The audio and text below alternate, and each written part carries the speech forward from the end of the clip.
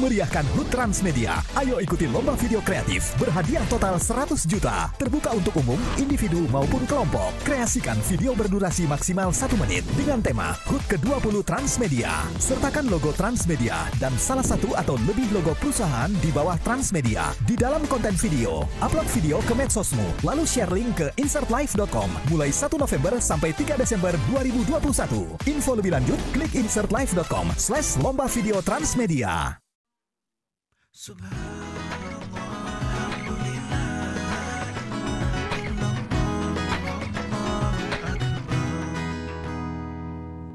Jamaah, oh jamaah. Alhamdulillah. Alhamdulillahirabbil alamin, kembali lagi di Islami Twinda, jamaah Islami Twinda yang dirahmati Allah. Masya Allah, hari ini kita masih membahas tentang tema yang luar biasa, minta ke langit atau ke Allah. Nah ini udah jelas jawabannya ya. Cuma masalahnya dari tadi itu kita banyak meluruskan hal-hal yang mungkin selama ini banyak orang salah. Nah ini nauzubillah min zalik.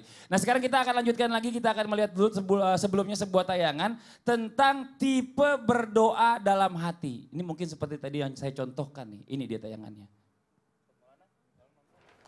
Astagfirullah, ya Allah, kerja di sini kok menderita banget ya. Ya Allah, berikanlah hamba pekerjaan yang baru ya Allah. Nah Ustadz, ini kan salah satu mungkin yang tadi saya contohin. Ustadz Maulana, Ustadz diajak ngomong mau ngomong yang lain. Tahu nggak? Apaan? Saya kan tadi bilang nggak boleh, nggak boleh berdoa dalam hati. Tapi kan bukan nggak boleh berdoanya, nggak boleh kalau saya tidak jelaskan lebih panjang. Oh gitu. Terus pakai bahasa Indonesia, boleh nggak Ustadz? Ini doanya tertahan, takutnya tertahan di langit, nggak tembus gitu. Nah ini bagaimana penjelasannya Mon Ijin? Gini aja. Izin ya Bibi. Udah ngomong baru balik. Puas banget sih. Berbicara tentang doa. Doa itu adalah ibadah. Diterima atau tidak terserah. Yang penting kita sudah berdoa. Dan doa itu adalah, mohon maaf saya harus katakan, tidak ada doa tertolak. Yang ada tersimpan atau tergantikan. Tersimpan atau tergantikan. Tadi di segmen sebelumnya Habib mencontohkan ada orang berdoa sampai malaikat menghadap kepada Allah. Terus dikatakan saya suka dengar kata-katanya. Kita ambil contoh, kalau ada pengamen, mohon izin, kalau bagus suaranya, kita tidak langsung kasih duit. Biar dia nyanyi dulu. Sampai karena suaranya enak. Kalau bisa nambah, lagunya tambah lagi. Terus nanti saya kasih lebih. Tapi kalau ada orang suaranya jelek, kasih cepat duit supaya dia pergi. Iya. Benar. Nah, posisi seperti ini jangan terlalu kegeeran. Aduh aku dijabah. Tunggu dulu, jangan-jangan suaramu jelek. Enggak, Allah langsung kasih aja. Nah pertanyaannya Mas Fadli bagus. Boleh nggak berdoa dalam hati? Boleh nggak berdoa disuarakan? Dua-duanya boleh. Tapi alangkah baiknya kalau diucapkan. Apalagi seorang imam, seorang guru, seorang pemimpin, seorang yang dituakan, seorang yang diharapkan untuk memimpin doa, sebaiknya diucapkan. Kasihan penjual es. Iya. Ya Allah turunkan hujan. Kata penjual es, nggak laku dong. Iya. Dingin. Harusnya diucapkan. Apalagi sesuatu guru mengucapkan, menjaharkan doanya. Itu ngapain? Untuk mendidik anak-anak. Kita selalu diajarkan untuk membesarkan suara ketika berdoa. Karena ada orang yang mengikut di belakang. Untuk apa? Mengaminkan doa-doa kita. Mengaminkan doa-doa kita. Dan kata-kata diucapkan, ingat kalau diucapkan adalah doa. Tapi kalau dalam hati boleh enggak? Tapi hati itu termaafkan. Ingat ya, ikut malaikat. Ingat ya, semua yang diucapkan dari mulut itu tercatat malaikat. Jamaah. Ada apa sih? Enggak. Bagus. Cincinnya. Enggak lah. Cincinnya Habib lebih bagus lah. Ngapain sih kita ngomongin cincin? Jadi jamaah. Oh jamaah. Jadi kalau orang yang mengucapkan doa, ingat ya. Manusia itu dilihat dari perbuatannya. Tapi ketika mengucapkan doa, malaikat ikut mencatat. Dan doa, ucapan adalah doa. Kullu kalam ad-doa. Jadi kalau engkau berucap jadi doa. Ada doa saya waktu di Tanah Suci. Apa tuh? Tahun 2007. Apa tuh Ustadz? Itu yang kurasakan sampai sekarang. Saya berdoanya begini. Ya Allah, jadikanlah aku seperti Hajaratul Aswad. Semua berusaha mendekatiku. Menciumku gitu. Doa yang kita kepalesin, Allahumma cocokkan aku negara. Tapi pakai bahasa Indonesia boleh kan? Kalau berbahasa Indonesia memang ada boleh, tapi ada yang tidak boleh sama sekali.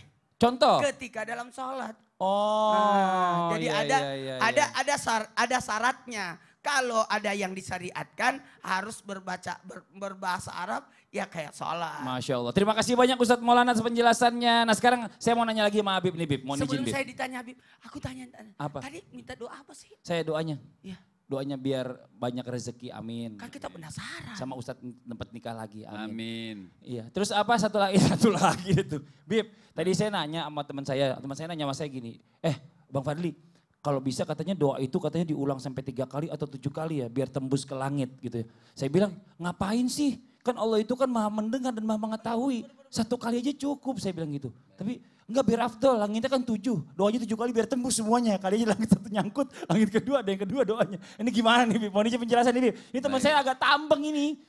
Bismillahirrahmanirrahim. Pertama Nabi mengatakan ud'ullaha wa antum muqinul bil ijabah. Nabi mengatakan berdoalah engkau kepada Allah Subhanahu wa taala wa antum dan kalian itu yakin doamu diterima.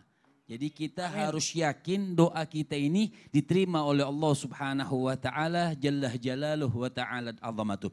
Jadi bagaimana kalau doa itu diulang? Kana Nabi kana Rasul sallallahu alaihi wasallam yu'jibuhu yad'a thalathan wa yastaghfir thalathan. Ada satu hadis mengatakan bahwasanya Nabi itu senang kalau doa itu diulang 3 kali. Wa yastaghfir thalathan. Dan Nabi beristighfar itu 3 kali. Diulang oleh Rasul sallallahu alaihi wasallam. Bahkan dalam riwayat yang lain Nabi itu menganjurkan kita ketika minta dimasukkan syurga itu 3 kali. Contohnya kan kita kalau sering dengar kalau bulan puasa itu asyhadu alla ilaha illallah wa nastaghfirullah. Bukan yang itu Ustaz. Nas'aluka. Kenapa? Ya ini beda lagi tadi Habib. Itu beda kan. Nas'alukal ini rusuh banget ini kan. Ustaz semangat banget. Beda sama Habib. Nas'alukal jannata wa na'udzubika minan nar. Artinya minta syurga kepada Allah itu 3 kali. Nas'alukal jannata, ya Allah masukkan aku ke syurga. Bahkan Nabi SAW beliau mengatakan siapa orang yang meminta dimasukkan syurga 3 kali maka dimasukkan syurga oleh Allah Subhanahu wa taala. Dan siapa orang yang minta sampai nas'alukal minta bahwasanya dijauhkan daripada api neraka, dijauhkan daripada masuk neraka Allah Subhanahu wa taala, maka dijauhkan neraka tersebut oleh Allah Subhanahu wa taala jalla jalaluhu wa ta'ala azamatu. Memang kita diulangkan. Kenapa? Hikmahnya kita minta diulang-ulang oleh Allah. Allah Maha mendengar, Allah Maha tahu memang. Tapi itu bukti, salah satu bukti kita ini betul-betul butuh kepada Allah Subhanahu wa taala. Bahkan butuh kesungguhan kita kepada Allah Subhanahu wa taala. Ini lampu merah cuma di sini doang, dari saya miring saya gitu. Iya benar pindah-pindah. Sini doang gitu. Sini dulu. Oke. Iya. Kemudian dikatakan sampai Al-Imam Ghazali alaihi rahmatullah radhiyallahu taala anhu warda, beliau mengatakan tadallul. Apa makna tadallul? Jadi tadallul wal iftiqar. Ketika kita berdoa pemirsa, ketika kita berdoa kepada Allah Subhanahu wa taala ada tadallul. Apa tadallul? Menghinakan diri kita di hadapan Allah Subhanahu wa taala. Ada iftiqar. Apa itu iftikar? Betul-betul kita butuh kepada Allah Subhanahu wa taala. Maka kita mintanya mengulang-ulang kepada Allah Subhanahu wa taala. Minta terus, bukan memaksa. Kita minta dengan adab, kita minta atau sebelum minta itu i'tiraf bidzanbi. Artinya kita pengakuan dosa kita kepada Allah. Kita ini banyak dosa, aku ini banyak dosa. Artinya betul-betul kita hinakan diri kita kepada Allah Subhanahu wa taala. Sebab kenapa? Memang kita ini hamba. Ada seorang ulama tuh dia berdoa atau tidak berdoa dia selalu duduknya seperti ini Ustaz Maulana. Jadi duduk tawarruk dia. Nah duduk tawarruk. Dia berdoa pun duduk tawarruk. Sampai murid-muridnya bertanya, kenapa kau berdoa duduknya seperti itu? Atau di luar sholat pun duduknya seperti itu. Dikatakan itulah seorang hamba di hadapan Tuhannya. Atau itulah bukti akhlaknya seorang hamba di hadap Tuhannya. Itulah adabnya seorang hamba terhadap Allah Subhanahu wa taala. Makanya duduknya dia seperti ini, dia iftigar. Dan ini juga dilakukan oleh Sayyidina Abu Hurairah radhiyallahu Jadi taala. posisi dua paling bagus. Iya, artinya posisi seperti memang posisi iftigar. Masya Ini Allah. posisi yang kita betul-betul kita ini budaknya Allah Subhanahu wa taala. Kita ini hambanya Allah Subhanahu wa taala. Maka seperti ini dan kita kan minta supaya Allah itu ridho kepada kita. Dan duduk seperti ini bukan kita buat-buat, memang kita ikhlas seperti ini. Bukan supaya dipandang enggak, memang kita ikhlas minta ridhonya Dan Allah ini duduk yang Subhanahu wa termasuk taala. sulit buat orang yang gemuk. Kalau gemuk perutnya pasti- kelipet. Enggak, kalau gemuk makin miring pasti begini. Nggak tahan lama pasti. Iya kan, coba perhatiin deh. Artinya buat Pasti Fadli ini nyinggung saya ini. Karena kita duduk begini semua Ustaz duduk sila sendiri. Saya makin miring. Makasih banyak Bim, Masya Allah luar biasa ilmunya. Sekarang kita lanjut lagi nih Ustaz Syam. Saya pernah baca nih ya, apakah benar doa seseorang itu bisa tersangkut di langit dan gak tembus ke Allah karena dia itu belum mengembalikan benda orang yang teraniaya. Nah ini maksudnya apa ini Ustaz Syam? Subhanallah. Mau Tapi dijin guruku penjelasannya? Habib Ustaz Maulana Mas Fadli serta guru-guru kami dimuliakan Allah Subhanahu wa taala. Wa qala rabbukum ud'uni astajib lakum. Di ayat selanjutnya wa idza sa'alaka 'ibadi 'anni fa inni qarib. Ujibu da'watad da'i idza da'an falyastajibu li wal yu'minu bi la'allahum yarshudun. Apabila hambaku berdoa, maka pasti akan kuijabah, pasti akan kukabulkan. Mintalah kepada aku, kata Allah, aku pasti akan mengabulkannya. Maka kita diminta untuk yakin dikabulkan doanya oleh Allah Subhanahu wa taala. Namun ulama kita memperingatkan untuk memperhatikan apa yang kita konsumsi, untuk memperhatikan apa yang kita makan. Betapa sedihnya seorang berdoa di tengah padang pasir, lalu Nabi SAW mengatakan mana mungkin bisa diterima sedangkan dia mengkonsumsi yang haram. Maksudnya yang haram yang bagaimana? Belum tentu dia minum khamar, belum tentu dia makan sesuatu yang diharamkan. Tapi siapa tahu dia memakan yang halal, mungkin zatnya yang halal, namun cara memperolehnya yang haram. Oh Ustadz, saya nggak pernah minum khamar Ustadz sama sekali. Saya nggak pernah makan daging yang dilarang oleh agama kita Ustadz. Tapi ternyata cara memperolehnya, memang makannya daging ayam halal zatnya. Tapi cara memperolehnya dengan mencuri ayam tetangga. Maka mengambil hak orang lain dikategorikan memakan yang haram. Ketika sudah memakan yang haram, maka mana mungkin doanya bisa menembus langit. Maka yang pertama, jangan mengambil hak orang lain.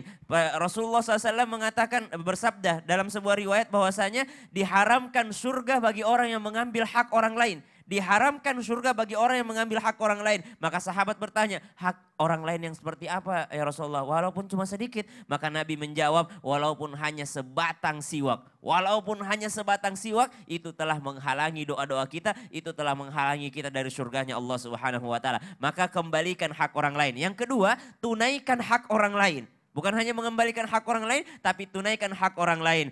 Jangan engkau membiarkan keringatnya para pekerja ini kering. Ya, maka baginda Nabi SAW mengingatkan, bayarlah upah orang lain sebelum keringatnya mengering. Subhanallah, saking pentingnya memenuhi hak orang lain. Maka Nabi SAW juga mengingatkan, as-salah, as-salah, as-salah, wa ma malakat aimanukum. Jaga salatmu, jaga salatmu, jaga salatmu, dan orang yang bekerja di bawahmu. Maka tunaikanlah hak orang lain. Kemudian mengembalikan hak orang lain. Jadi yang pertama ketahui hak sendiri. Yang kedua menunaikan hak orang lain. Yang ketiga mengembalikan apabila itu adalah hak orang lain. Betapa banyak jenazah yang Nabi SAW tidak ingin ikut mensolatinya karena ternyata dia mempunyai hutang piutang yang belum ditunaikannya. Maka tunaikanlah hutang tersebut jikalau engkau sudah mampu. Maka kita kembalikan hak orang lain jikalau kita sudah mampu. Ini banyak teman-teman sekalian pas ditagih nggak bisa bayar hutang, tapi ternyata pasang story lagi makan di mana, lagi main di mana, lagi jalan-jalan di mana. Inilah yang disebut dengan menunda pembayaran hak kepada kepada orang lain, menikmati hak orang lain, maka jangan berharap doanya bisa dikabulkan oleh Allah Subhanahu wa taala ketika kita masih menzalimi orang lain.